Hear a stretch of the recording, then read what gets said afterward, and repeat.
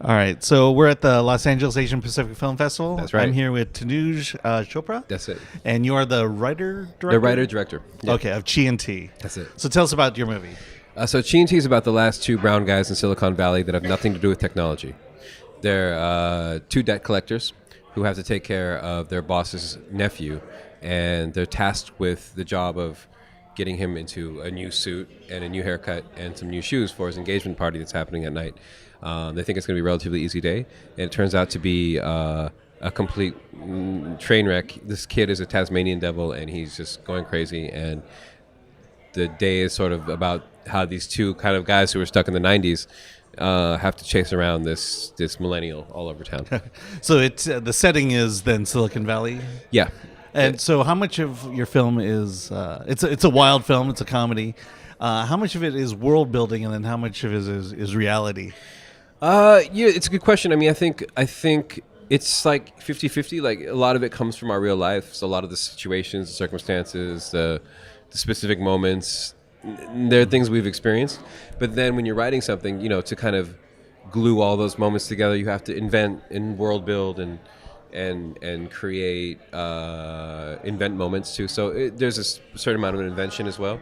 Mm-hmm. And then there's stuff that we've just observed as writer, as just we've mentored kids, we've seen people go through things, so we also pull from other people's experiences as well.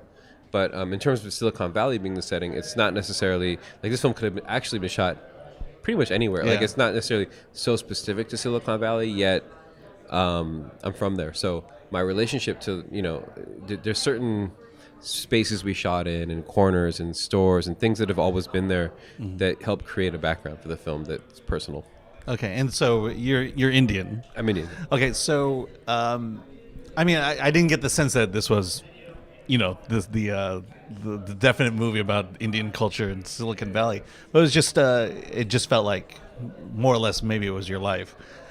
Yeah, but we definitely didn't want to make a culturally predetermined film. Like, the Right. idea was to make something that's very universal, that could play anywhere. These kids could be all black kids, could be all white kids, could be all Latino kids. Like, it could be. This comedy isn't supposed to be. It's not a statement. It's not a statement. Yeah, the statement is that it's not a statement. If anything, it's universal, and my goal is that, like, white kids in Nebraska could laugh and love it as much as and identify with it as much as brown kids in Silicon Valley. Yeah, and I guess ultimately my point is that we're here to highlight filmmakers of various cultural backgrounds, but we're not necessarily forced to say or tell the story of your people and their experiences here in the United States. Yeah, exactly, because that shouldn't always be our burden. Like, sometimes it's actually as revolutionary to tell a movie that entertains, that has an all brown cast. We should be able to aspire to all the things any movies aspire to, with our characters, with our story. Yeah. Maybe the next one I'll do a story of a wedding. I don't know. But Yeah, and ultimately what ties us together is the fact that we're Americans and we live here, and that's the culture we've been dropped into. this is an American movie. Yeah. So tell me about the filmmaking process. How did it get put together? Where was the genesis, and ultimately, getting the funding and then filming it? Well, the roots of this project started at this festival. There's a grant here called the VC Feature Film Grant. They gave out two grants towards. One was Wong Fu. Yeah. They had a film here last year, and then Chee and T, we got the other grant. So this play date is actually us kind of coming home to the place we started at, which was VC. And do you submit a script at that point? Yeah, well, they surveyed 30, 40 filmmakers, got their pitches, then they picked 5 to actually write the scripts, and then of those 5, they picked 2 for the grant, and we were one of the finalists for that. Okay, so how, it's a slice of life. It's a comedy. What were you thinking in terms of trying to get the grant, yet at the same time make a film that you wanted to make? Well, the grant was they encouraged me to make the comedy. Like they actually they greenlit 2 of my ideas, and they gave me a choice. They said, "You want to make?" One was more of like a romance, like a romantic movie, and this one was more of a comedy. And they felt that there was a lot of value in an Asian American comedy. That comedy is an area in television, especially in film, that we have to like make more progress in. So part of that was a positive thing. It wasn't. Yeah. I didn't have to necessarily. You And didn't they, have to tweak it to make it, to get like it culturally sold. relevant. Yeah, Yeah. no. They were like they wanted, and they've seen my other work. Like they know the kind of stuff I've done. I did a web series called Nice Girls Crew, very comedic Asian American female comedy about a book club about three girls who meet who talk about everything except for the book. It's a book club. I did another comedy called Grass. It's a female version of Harold and Kumar. So they know like kind of like what I've been working on, and I think it was encouraged. Okay, and so let's talk a little bit about the film too. Then, so Chee and T, it's a buddy film. Yeah. I guess one is the, I would say, the street smart. The other is the muscle. Yeah. So tell us about that and how those characters were created and how the story kind of developed around Right. them. Well, those characters stem out of a collaboration between me and my co-writer, Chee Malabar, who is a writer and a rapper and just a funny guy altogether. So, Chee was an extension of him originally, and T was an extension of me, kind of when we first envisioned these characters. But then I started putting pieces of myself into Chee. He started putting pieces of himself into T. All of a sudden, they became like mixtures of both of us. And then you kind of, you wanted to create a little bit of, an odd couple feel. Right. Like you want to create a feeling of like They can't be twins. They have they have to be opposite energies in a way. T's a very like straight laced sort of like straight shooter, classic. Kind of like this little brown Marlon Brando-esque figure. And Chee's sort of like the loosey goosey, a little bit like he's got deals going on all over town. He's got all kinds of like weird schemes and strategies. So. It just sort of naturally wrote itself from that point, and then the characters kind of took lives of their own, and obviously what the actors do with it, they brought their own thing to the characters as well. Okay, so in terms of film festival, then you are one of the more veteran producers of content. Where do you go from here? Where's your? I mean, it's a good question. I think I've been doing a lot of stuff in television right now, getting on shows to direct, trying to make a transition to like more of a. I've done a lot of indies. I've done a lot of my own movies. I'm trying to do a little bit more commercial work if I can. But that being said, the filmmaking bug hasn't left me. I still want to keep making these movies. Like this is something we did for not a lot of money, and yet we are creating a big movement around it. You want to keep iterating and getting more resources and evolving your ideas, improving your craft.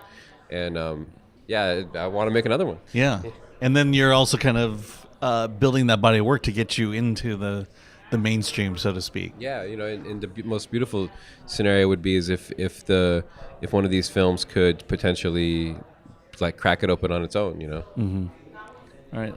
Let's see. So, okay. So, what does it mean to be here at the Los Angeles Asian?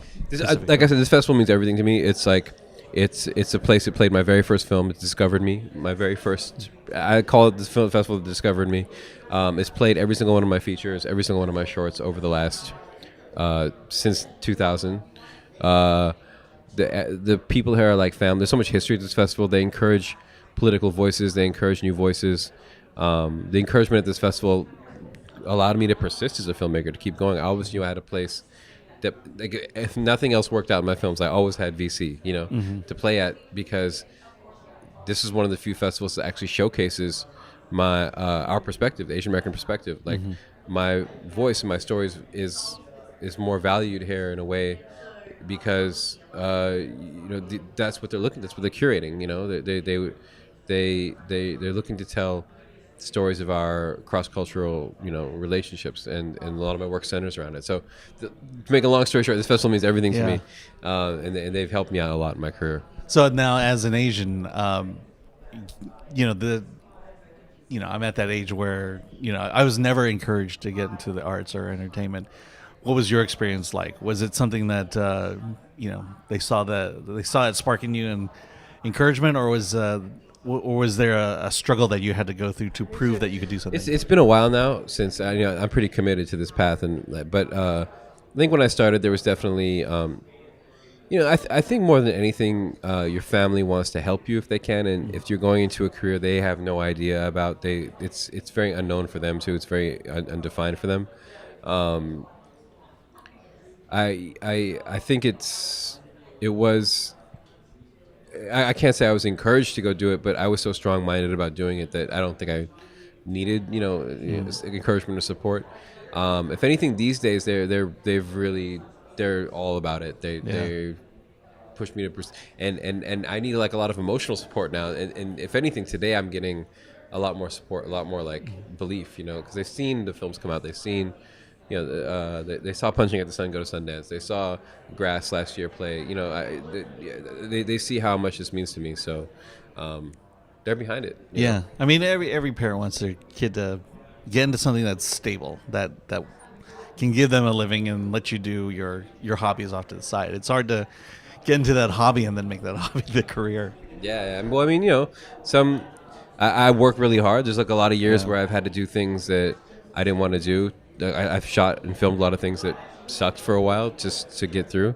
But I have a skill set now that I can, whether I'm making a film that's I've raised the money for and I've made my own, or whether I'm being employed by someone else to create a project for them, I have a skill set now that can be used.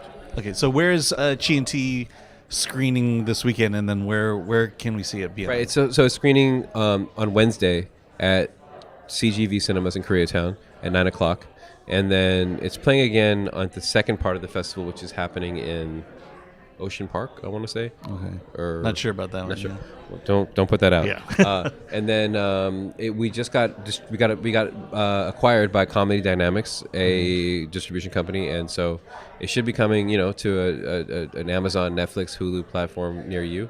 They bought the film last month. Oh, and congratulations! We're enjoying distribution, and it'll be if you don't catch it here, you'll see it, but catch it here if you see it. Okay, and do you have a website or cheeandT.com, at Chee and T. We're out there. Yeah, we're Chee out is CHEE. CHEE. Okay. Yeah. Thanks a lot and congratulations. Cool, man. Thank you very much.